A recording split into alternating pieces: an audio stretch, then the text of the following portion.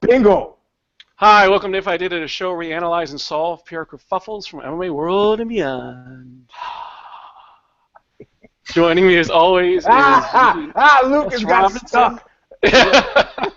Joining me as always is Eugene S. Robinson of Aussie.com and author of Fight Everything Everyone Knows About Asking. We're afraid to get your ass kicked for asking. And special return guest, Luscious Thomas from MMA Fighting. What's up? And this is the first time Luke and I have actually been on the same show. People have accused us of being the same person because we've never appeared in the same show together. So here it is for the first time. That's right. So it's like, Humpty Hump and, Shock G back in the day. They tried to pretend there were two different individuals. Shock G. That's right. You're digging down deep for that one. But anyway, here we are. So let's start with you, Eugene. Sir. You're UFC welterweight champion Tyron Woodley. Yeah. Now, if there's a smile on your face, it's only there trying to fool the public. Because when it comes down to fooling Dana White, well, that's quite a different subject. He derailed your money-weight matchmaking moves by telling Fox Sports, quote, "There are other guys deserving of a title shot. Stephen Wonderboy Thompson is going to fight for the 170-pound title, and then we'll see what happens," end quote. You tried doing it like Conor McGee, but that ain't working. How's the way you do it? Get circus money fighting Diaz or GSP? Hey, listen, I'll tell you right away. A friend of mine was going through a divorce, right? He was a head of surgery at a hospital, made tons of money. His wife was a housewife, but she was craftier than the average bear. So she hired an attorney and ran up a bunch of bills, and right as they were about to settle, she fires her attorney. It's a law. He's got to hire. She hires a second attorney, runs up a whole bunch of bills, and then what does she do? She fires that attorney right before they're about to settle. He finally figures out, like Tony Montana said, I can keep this up all day. He realizes she's going to bankrupt him. So if T. Wood is really smart, what he does is, oh, you're right, boss, the bald one. I got it. You're the hey, say what? Okay, and then right before the fight, oh, my back hurts. I could keep this up all day. Make that a guy interim champ, and then have him fight GSP, and I'll be here waiting. I mean, the thing is, you got to realize it. It's tri-level chess. The bald one is playing a different game. He can't have everybody go Conor McGee on him. So T. Wood had to lose this one. Had to. It doesn't mean T. Wood has to take the loss, but from the Baldwin's perspective, that guy's got to lose this one. You fight who I tell you to fight when I tell you to fight. So what do you think, Luke, if you're T. Wood? Geez, that was a bit of a bizarre example to follow. I'm not sure if I can add. Hey, we just got started, man. You wait. Sure I'm gonna go from this is gonna be like high def TV with old Eugene, and it's gonna be black and white over here. Not the same thing. Geez, man, these situations are always really hard for me to assess sometimes because not that I'm personally invested in it, but it calls upon a certain leaning that you already have generally in situations like this. And it's just always so difficult in this situation, any situation really, for the most part, where there's like this massive power imbalance. Even when someone makes this like strategic error in the sense that either it won't work, maybe smart but it won't work, or I don't know, any kind of variety of them. And there's some where guys are more culpable than others. But anytime there's just massive imbalance, I'm always like, yeah, let's help the guy who's on the bad end of that. And I kind of want to see him get that GSP fight for that reason. But I'm with Eugene. I just don't see the UFC just will not be leveraged, and they will cut off their nose to spite their face. And not so much in the T. Woodley case, but in that McGregor case, I mean, there's no way you can go back and argue like, geez, that was so smart to pull Conor McGregor off UFC 200. You know, when I think of the all-time genius decisions in MMA, yanking him was just brilliant. But that's a tax they want to pay to keep that power imbalance. If they're willing to go to the trenches for that, T. Woodley has no shot. With the exception that somebody said to me, now that William Morris is engaged, right. Now we're dealing with people who love money more than they hate any single individual. You know. And I got to give a shout out to Duncan for giving me the leg up on that one. But that's largely the case. Things, under the new sheriffs, I don't think that would have been allowed to happen. But well, let's wait until the new guys who hold out are CAA clients. And then we'll see how this whole thing shakes out. That not even considered by me. That would be a tasty fucking turn of events, you know. Yes, it would. Well, you know what? There's a place for those guys, and I think that place is probably called Bellator. I think they will discover very quickly in short order that that's where they're going to end up. But anyway. Where the CA stars are, man. Yeah. Speaking of stars and knowing where you are, Luke, you're WWE superstar John Cena. When Irish eyes are smiling, it's at your expense. Last week, UFC Moneyweight champion Conor McGregor boastfully bashed your brand. Quote, John Cena, he's walking around in a luminous orange T-shirt and a headband, talking about nobody can see him. We can see him right there. He's a big, fat, 40-year-old failed Mr. Olympia motherfucker. End quote. Is it better for your brand, John, to monetize McGregor's monkey shines into a WWE feud, mold McGee's maiming messaging into motivational material for your mainstream show your grit hashtag, or 3, do you rise above his hate bait by simply ignoring it? Yeah, there's no way they rise above it. The high road is something that any portion of this side of the business just simply has no use for. Right. He's definitely, if I'm John Cena, I milk it, right? Now, this is not a world that I know too much about. I'd rather be set on fire than watch 5 seconds of professional wrestling. That being said... Maybe he can join Eugene if he doesn't get Journalist of the Year. Yes, that's right. Together, Self-Immolation will be in the new cover of the Prophets of Rage album. But here's what I would say. Like, one thing I hate about professional wrestling is just how everything is so nihilistic. It's like, it doesn't matter what it is, let's use it for an angle. You know what I mean? Like, the Cubans haven't had new cars in forever, so they're just finding ways to remodel these old 1940s beaters. It's the same kind of thing, man. They'll take any, and this is way better than that. This is like a Cadillac to play with. So, like, even if Conor McGregor is 100% serious, you don't have to be, and you can still make money off him, whether he decides to come or not. And in fact, if he doesn't, you can be like, look, see there? This guy has no heart for this. And if he loses, it's a great angle for you to stay relevant no matter what's happening to you on the professional wrestling side of things. So I don't see a reason why I wouldn't poke the bear. What do you think, Eugene?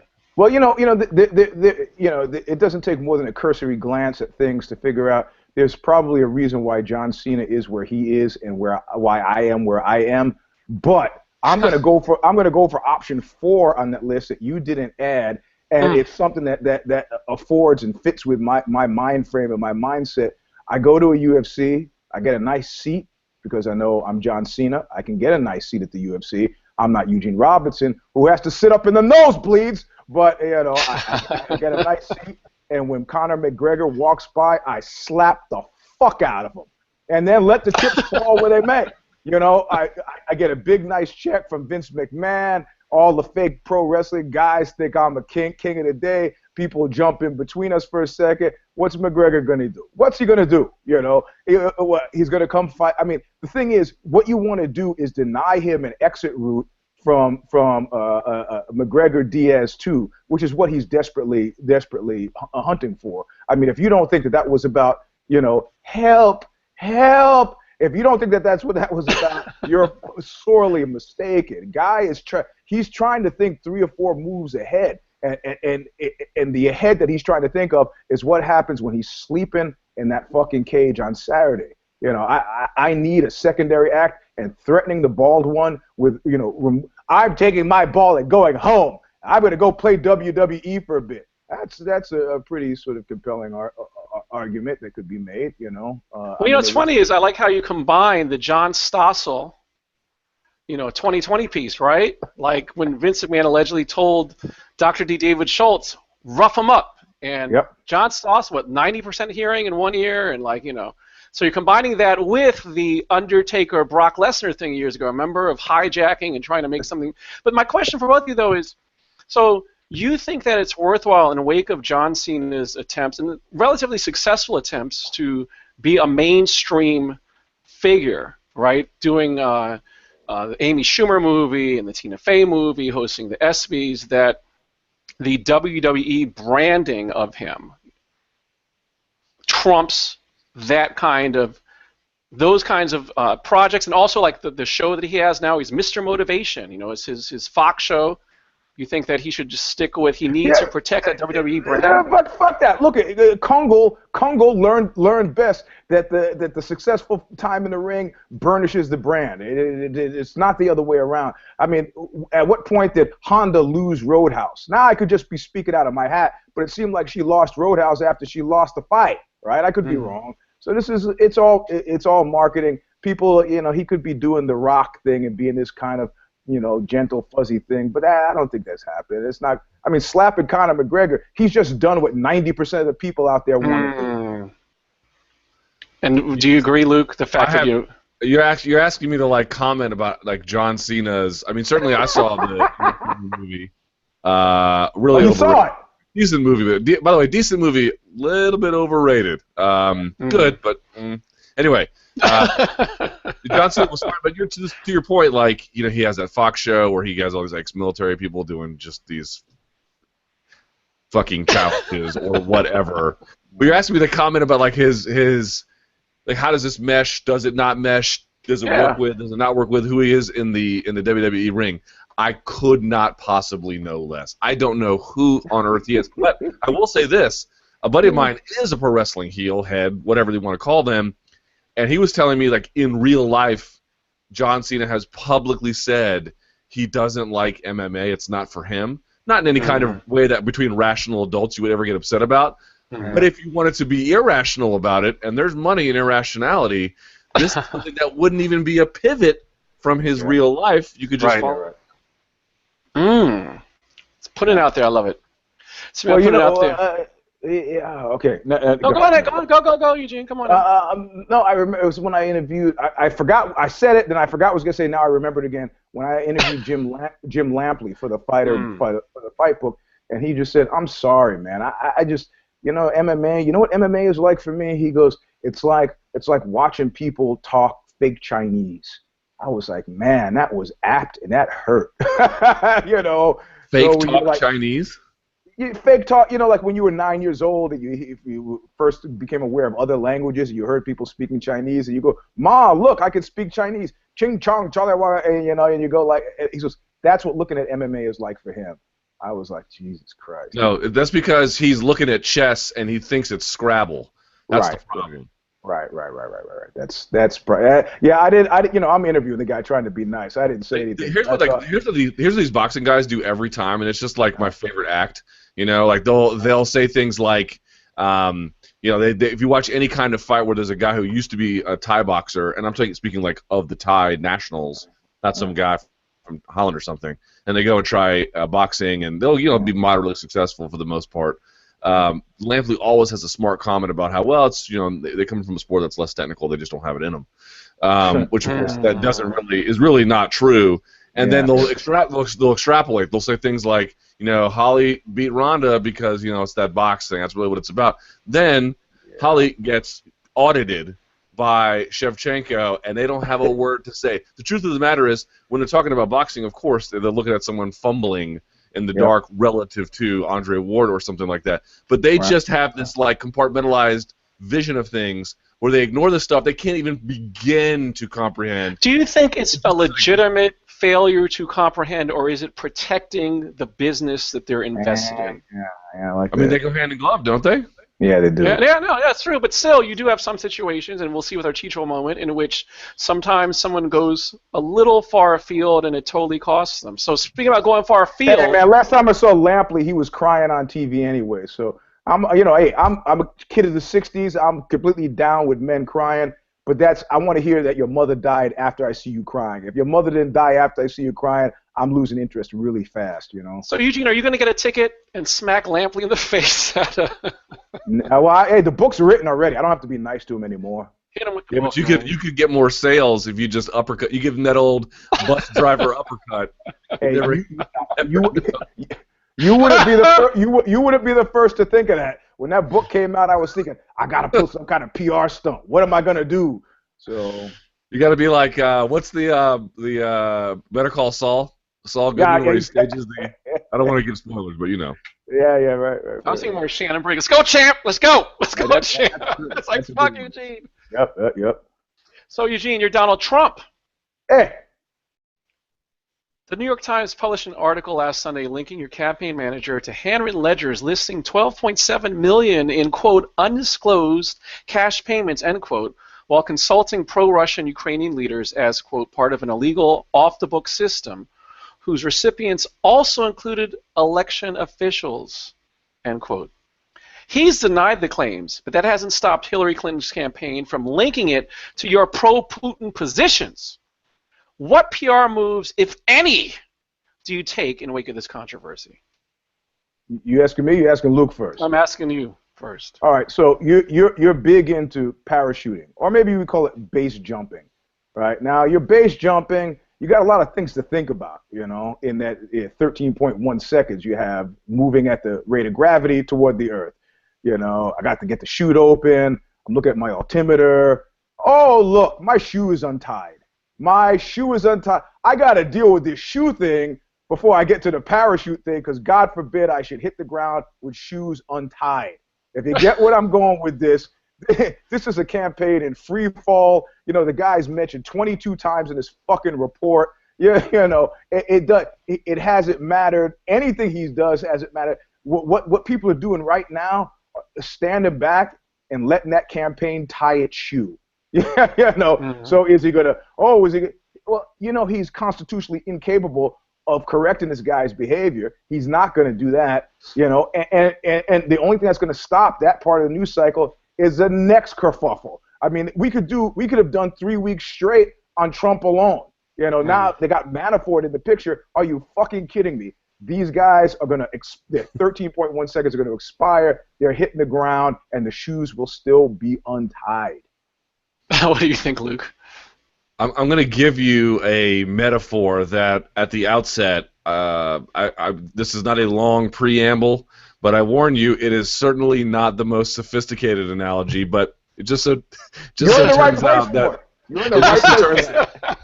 it just so turns out that while not sophisticated, it is entirely apt. I think Eugene's correct. If you're Trump, you just ignore this, because his campaign at this point, like, you ever been to like a summer rock concert? And I don't mean like in a nice place. I mean like a dirty ass pavilion where it's one of these like 5 stages, and one of the stages just has like a bunch of 1980s retreads that they got from the guy from Monty Python's Bring Out Your Dead. They pulled him out of that pile and had him go play drums, band, and that it's the people who still listen to them come to this hot ass concert. You ever gone to one of those porta-johns and just seen the stacks of human waste on top of each other? It's like trying to obsess over one kind of set of droppings in there. It's not worth your time. More is coming. Look at what it really is to begin with. You just walk out of the porta-john after holding your breath and catch a deep, summer rock concert air in that field if you can, and you realize, let's just let that play out by itself. And then you have to end that. Hey, Luke, you got to end that with all due respect. With all due respect, and not to Trump, but to the donks whose fecal matter I am commenting on, and I am assassinating their character. They are useful, however, for purposes. Man, that's great. There you go, man.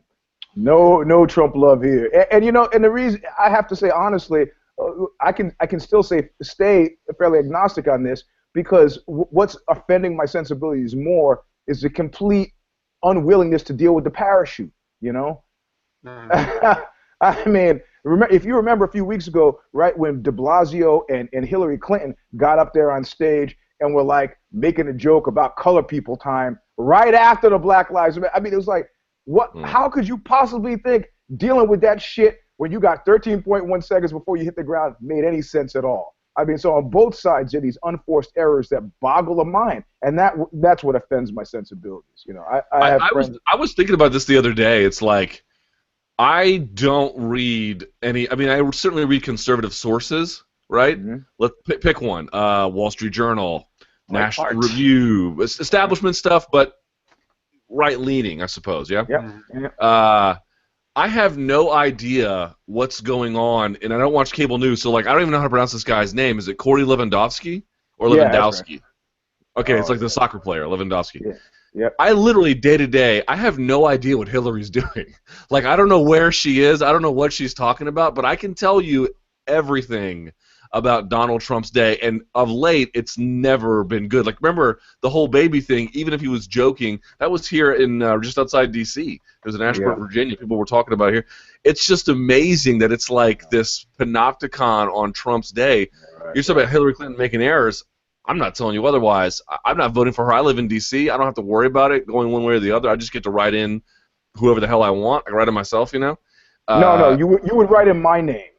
Yeah, I'll write in you. Sure, I'll write in you and me together. Fine, we know. You can run for president. I'll be your VP. But the point being is, you never hear about Clinton. She probably is tripping over herself ad nauseum. But she is. But relative to the porta-john that's been set on fire, right. It's just no one really cares, you know. Yeah, right. That's right.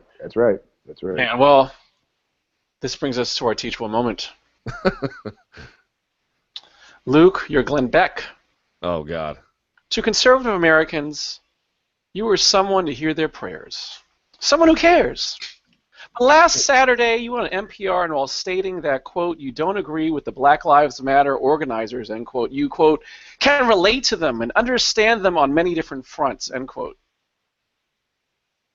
Your former followers went apoplectic. What's puzzling me is the nature of your game. Please explain your brand strategy in becoming a personal Judas to the right. But see, I went back and I listened to this clip, and I was like, okay, let's see what he says. And what he essentially says is, first of all, the hilarious part about Glenn Beck these days is at some point, I won't call him like a firebrand. I don't think that's correct.